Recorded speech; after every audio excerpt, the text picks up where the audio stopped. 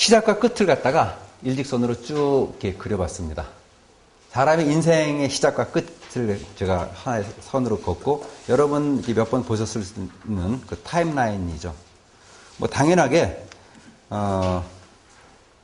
시작이라고 하는 부분은 사람의 탄생이고, 죽음이라고 하는 부분은 끝이 되는 겁니다. 이 그림만 보시고 한번 상상을 한번 해보겠습니다. 시작과 끝. 시작은 다 알죠, 그렇죠? 저는 45년 전에 태어났고, 어떤 분은 50년 전에 태어났고, 어떤 분은 여기 50년 전에 태어나신 분 계시는 게 모르겠어요, 어쨌건. 가정하고, 어떤 분은 뭐 한 30년 전에 태어나시고, 그랬을 겁니다. 근데 끝이 되는 시점은 알 수 있는 분 있습니까? 아무도 없어요. 그렇죠? 뭐, 속된 말로, 재수 없으면 밥 먹으러, 점심 먹으러 우리 나가다가 교통사고로 그냥 이 세상의 소풍을 마칠 수도 있어요. 마음속에 한번 생각을 한번 해보겠습니다. 여러분들이 생각하고 계시는 인생은 여기 탄생서부터 죽음 사이에 대충 어느 정도까지 오셨을까요? 뭐 중간쯤 오셨다고 생각하시는 분은 이렇게 중간쯤에다 마음의 그물을 딱 이렇게 그림 속에서 상상의 그물을 딱 그으시면 되고요. 뭐 나머지 위치 이렇게 그냥 마음속에 한번 그려보십시오. 제가 시간을 드리겠습니다.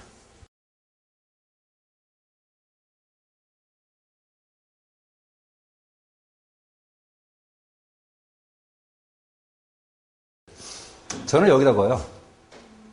예. 저는 여기입니다.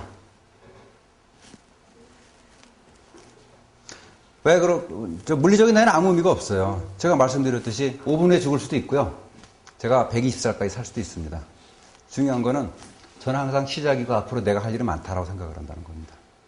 굉장히 할 일도 많고 하고 싶은 일도 많고 놀고 싶은 것도 많고 남기고 싶은 것도 많고, 물론 다는 못하지만은 물리적인 어떤 그 환경이나 연령이 중요한 것이 아니라 제가 앞으로 해야 될 것들을 위해서 나한테 얼마만큼 실질적인 시간이 주어졌는지는 알 수가 없어요.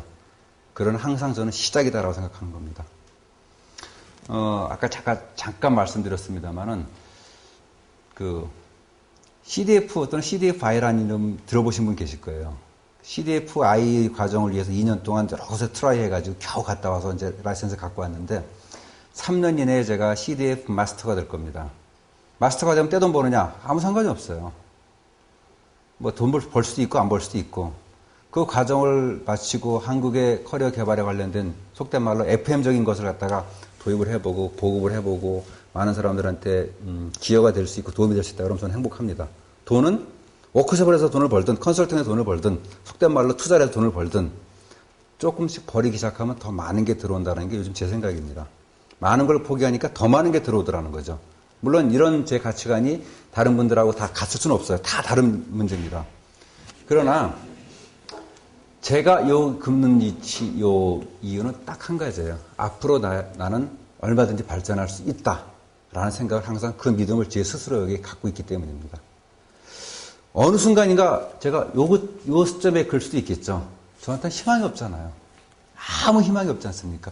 적절하게 어정쩡하게 타협하는 것도 싫고, 그래서 언제 죽을지라도 저는 항상 이 앞쪽이다라는 걸 계속 고수를 합니다. 여러분의 그 위치를 다시 한번 정립해 보십시오. 지금 제가 간단하게 질문을 드렸습니다만은 여러분들이 과정을 마치시면서 전반적으로 다시 한번 과정의 내용을 통해서 여러분 인생에 대해 생각을 해보시고, 진짜 나는 내 인생에 어디쯤 와 있을까에 대해서 한 번 정도 더 생각해 보시는 것도 도움이 되시리라 이렇게 생각이 됩니다.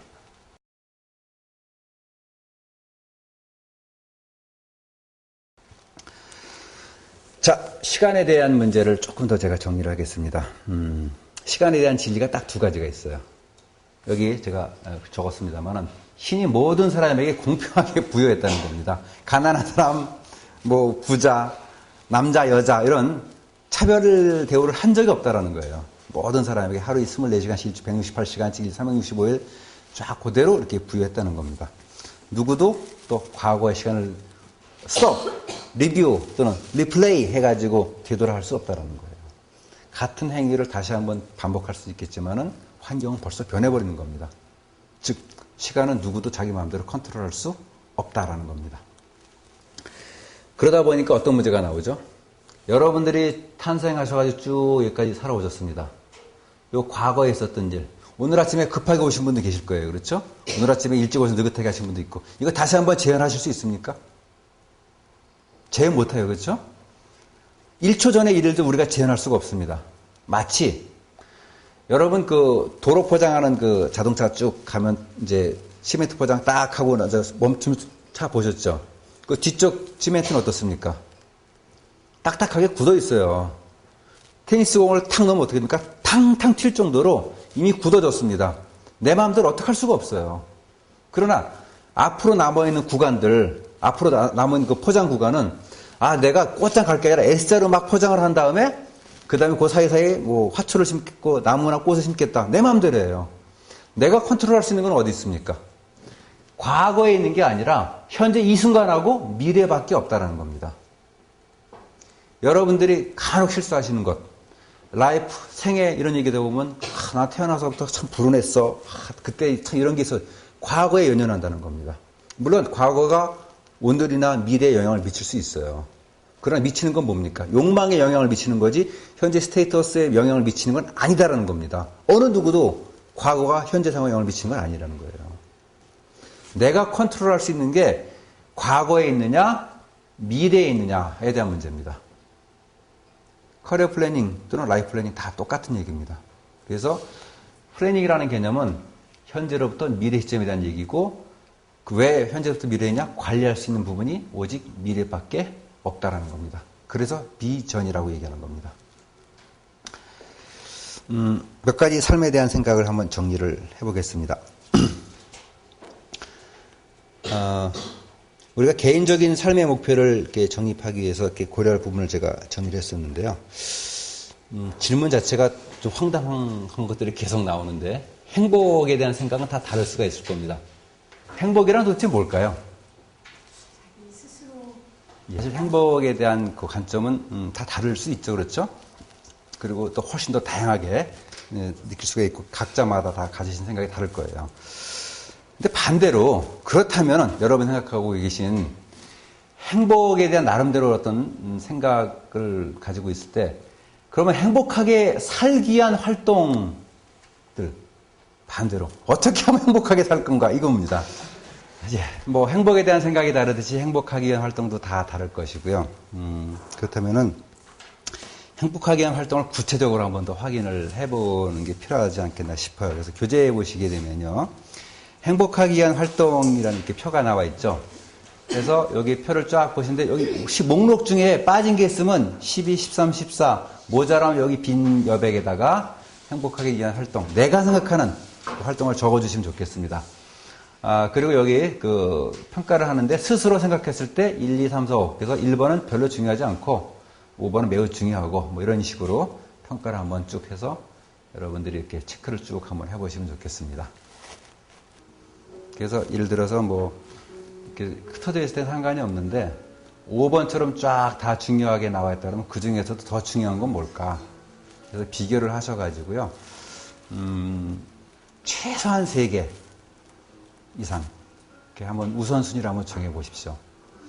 그리고 그 행복하기 위한 활동을 중심으로 여러분들의 일상, 여러분들의 라이프 자체를 꾸며가시면 좋겠다 싶은 생각이 듭니다.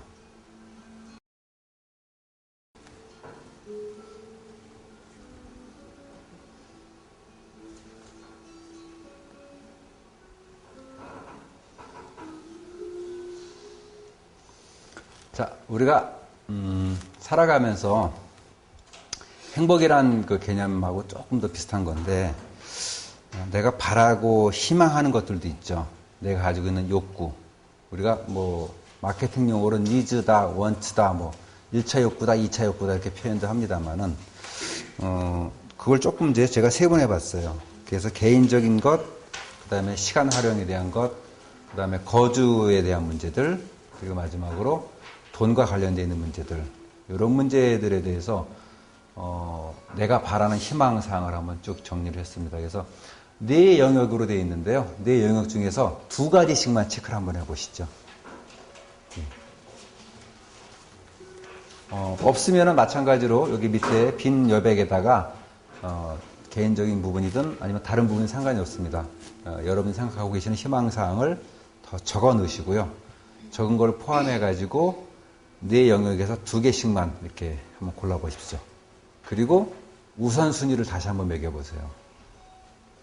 지금 여러분들이 하고 계신 작업, 오늘 아침부터 지금까지 하는 작업들 내용은 전부 다 이렇게 마지막 커리어 통합 과정에서 다 반영을 스스로 이제 하시게 될 거예요. 그래서 차분하게 생각하시면서 쭉 이렇게 선택하고 작업을 계속 해주시면 좋겠습니다.